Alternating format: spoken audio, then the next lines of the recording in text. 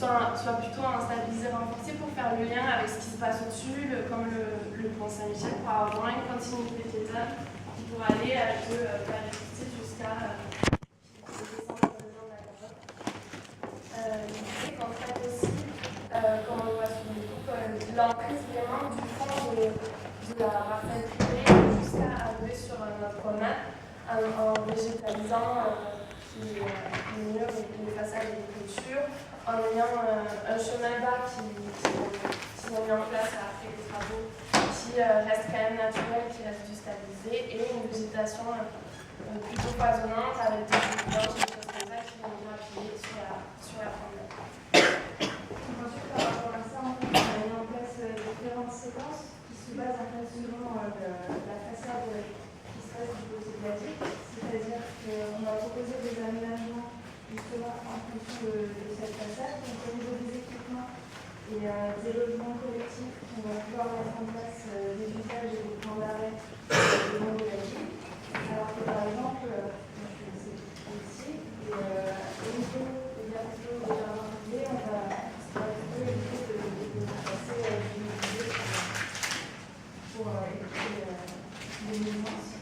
Ensuite, tout au long de cette première, on va venir placer l'immobilier urbain identifiable qui va permettre justement de faire le pôle. Donc, ça peut être aussi bien des équipements associés à des poubelles, des petits alcôves ou encore des systèmes assis debout pour pouvoir se poser tout en contemplant la Garonne. Ensuite, au niveau de l'éclairage, on va renforcer aussi l'éclairage tout au long de la ville, surtout au niveau du sud, parce que c'est bien là-bas. Au niveau de l'implantation des projets à donc les trois projets ont des nombreux dénominateurs communs. Le premier, donc, il va au début de la stratégie locale avec une métropolitaine de s'implanter en bord de Garonne. Tous les projets traitent d'un espace public en lien avec le bâti qui à chaque fois va avoir une matérialité et des calculages qui se font autour. Et chacun des projets, en fait, il va articuler à la fois l'ouverture le long de la ligne linéaire et la connexion avec cette promenade le long de la ville, avec des stratégies différentes. Soit c'est simplement une connexion de climat, soit c'est une connexion visuelle. Donc du nord au sud, nous avons mis en place trois projets. Le premier est un cinéma d'art et d'essai. Le second, un espace d'exposition avec une résidence d'artistes. Et le troisième, un espace musical avec une salle de concert panoramique. Alors, en ce qui concerne le cinéma d'art et d'essai, en fait, ce choix de programme est intimement lié avec la conviction que c'est un programme qui permet de dynamiser activement l'aménagement d'un quartier ainsi que le lien qui puisse se faire et ce qui concerne les activités. Et donc, la première intention a été l'implantation du bâtiment qui vient chercher justement les deux axes sur la promenade ainsi que sur l'avenue de Muret afin de tisser le quartier avec la Garonne en prenant en compte la place comme centre et comme lien entre ces deux entités.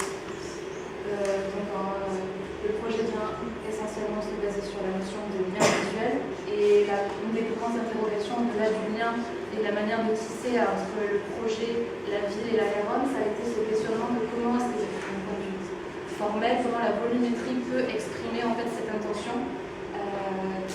Le projet va se développer autour de cette enveloppe qui vient distinguer deux notions et intentions importantes, la transparence et la transparité, qui vient en contradiction en fait, avec la notion du cinéma classique, qui est plus souvent une forteresse, une boîte noire opaque, et cette notion de transparence et de sensibilité va naître principalement au cœur du foyer qu'on peut voir sur la façade de Muret, avec une notion d'ambiance en dégradé qui va venir du plus clair jusqu'au plus sombre dans les salles de projection. La salle capable, qui est la faille qui vient en fait une faille vitrée qui vient briser le volume et distinguer un programme en rez-de-chaussée, le hall, le pôle administratif et technique, les salles plus classiques en étage, est une faille de verre transparente qui vient surplomber la ligne de Muret et connectée à la digue. C'est une salle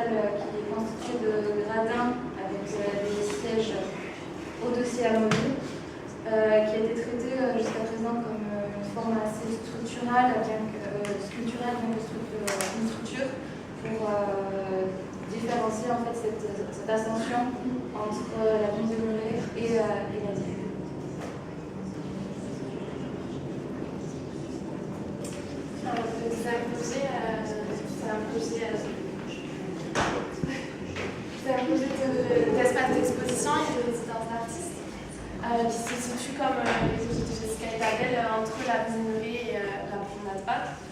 Donc je propose de regarder la première perspective parce qu'elle parle bien des choix d'implantation que j'ai fait. L'idée c'était d'avoir en façade une proportion à part égale entre le bâti et mon espace public de lien, de passage.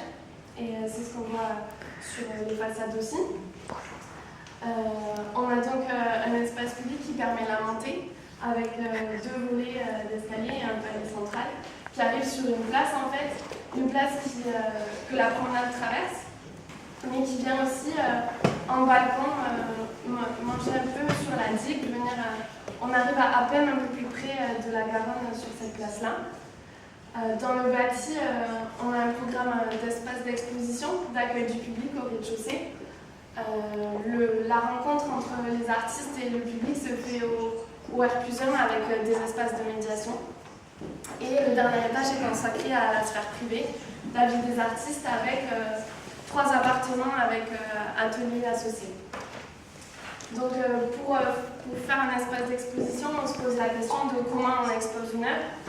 Et en se posant cette question, j'en suis venue à avoir une salle d'exposition qui est un rectangle hermétique, fermé.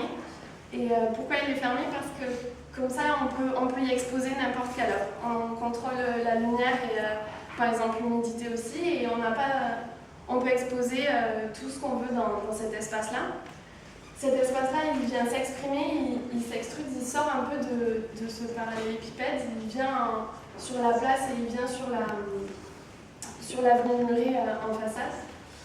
De la même manière, en fait, on entre dans ce bâtiment par l'entrée principale qui est sur l'espace public, sur le premier palier.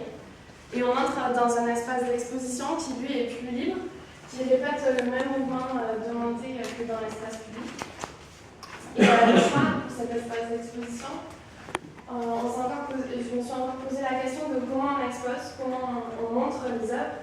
Et le but a été de, en fait, la limite entre cet espace d'exposition et l'espace public, de la diffuser, de faire sortir l'œuvre, de venir décaler, de venir tirer des formes de murs pour sortir les œuvres, pour qu'elles soient à la fois dedans et dehors et qu'on ait ce lien qui se fait, cette diffusion de la limite dans l'espace public. L'idée étant qu'un escalier, ça va